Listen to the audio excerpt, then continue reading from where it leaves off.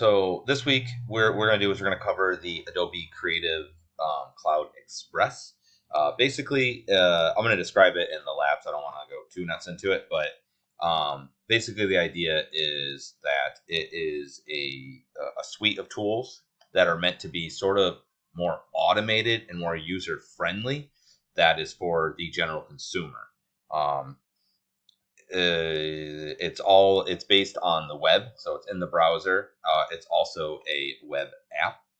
I just want you to get an idea of what is capable in it. We're going to do that this week and next week, and it's more or less just an addendum to let you guys kind of see what's coming down the road. I imagine that this is going to change, even in a year. They might even call it something entirely different.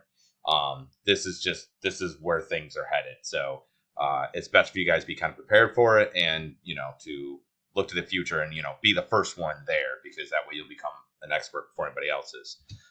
You can just click right on this. This will bring you right to it. So the word here. So anyway, go there and then log into your Adobe account, and then you can follow the videos.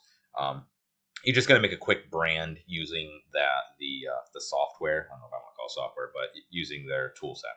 All right. So that's it.